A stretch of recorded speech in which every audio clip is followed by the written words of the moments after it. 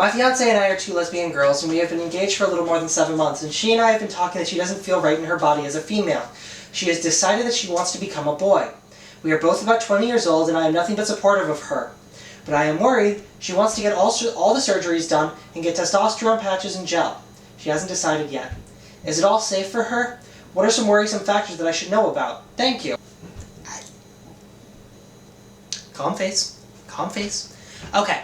To anyone else who is going to be posting this and to this poster specifically, when you send in a message like this, you need to understand or include one of two things. One, you need to include a line saying, your partner is currently preferring female pronouns. Or you need to understand that this is going to come off slightly asshole-ish. Your partner is not going to become a boy. If your partner is transgender, then your partner is transgender. They were born physiologically with a brain and body that do not line up. Saying that they're going to become a boy is kind of like saying you became a lesbian. I know it's apples and oranges because sexual identity and gender identity are different areas, but they're things that you intrinsically know. You might not necessarily intrinsically understand them, that's a whole other question. That's something that it can take a whole lifetime to get to. But they're things that you always intrinsically knew.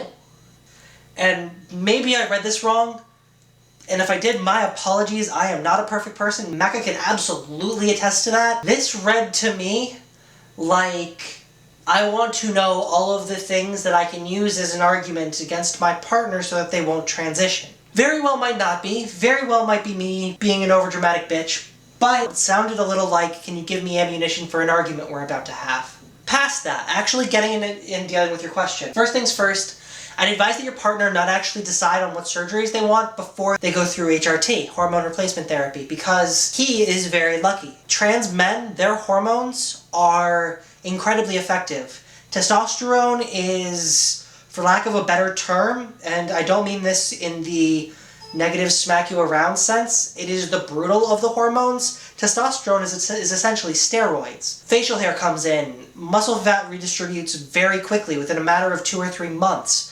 Muscle mass comes very quickly, especially if your partner works out on a regular basis. A lot of the physiological and obvious changes happen very quickly when you're on T. The actual question that you asked was, is this safe? And what are there any worry factors? Short answer, yes. Long answer, yes. But there are probably a few things that you should look into. There are very rare cases where someone doesn't necessarily have the liver to stand up with this, and there are a few organs in the body that pre-existing conditions combined with genetic anomalies, combined with the position of Mars and the Sun. This is actually a very vague science. Even a lot of endocrinologists only understand the reactions. They don't necessarily understand the why behind a lot of things, because the human body is still one of the great mysteries of the world. But most endocrinologists know to take it slow and know how to look out for all the warning factors, so it's very, very, very safe. The risk factor is in the... I know it's below 1 in 100,000. I'm not sure if it's dipped into the 1 in a million range, but it's low. They are significantly low.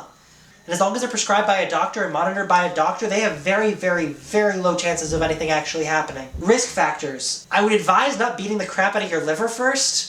Your liver takes the brunt of a lot of the incoming and outgoing things in your body, especially hormones. While they don't necessarily directly affect the liver immediately, they're going through there first. And if you've beaten the crap out of your liver, meaning you've been a hard drinker, and I mean a hard drinker, I mean putting Irish dock workers to shame. Racist! Still valid. Drinking constantly on a consistent basis, hard liquor nearly every day, borderline blacking out, borderline alcoholic type drinking, tell that to your endocrinologist, because there is a good chance that you're going to have to vary or take lighter hormones for an extended period of time, and you might not be able to necessarily do everything that you want. Also, there are a couple pre-existing conditions you might want to look for in your family. Liver cancer, certain forms of stomach cancer. Essentially, talk with your endocrinologist. They're going to know very specifically what to look out for, and especially they're going to know what to look out for in regards to your personal history too. So it's really important that you talk to them, because obviously you're not going to give me a variety of your medical history. I'm a random stranger on the internet. Why would you? But absolutely do everything that the endocrinologist says. And Absolutely do not get them off the internet. And by that I mean don't skip over the doctor and prescription and testing phase. Believe me, I understand. The testing is stupidly expensive. If you're uninsured, which I currently am at the moment, the last place that I asked, it was $1,500 just for the blood tests. It was 3 blood tests at $500 a pop. Now, it varies in the area, it varies in the place that you're going to, it varies in what the doctor will cover, it varies whether or not your insurance will cover it, but it is so much safer to go through a doctor to make sure they are monitoring you, because they will know all of the warning symptoms, and they will know how to translate all of the warning symptoms. And more importantly, they know exactly how to step you up and step you down safely, so that you don't get T-rage and you don't start punching through walls because you jumped onto the high dosage immediately. Because what you essentially did there was took steroids. So yeah, don't get your stuff off the internet. Make sure you go through a doctor. Make sure you follow all of the doctor's instructions. Make sure you're honest with your doctor. And continue to be supportive of him. Thanks guys for watching, and I'll see you at the next question.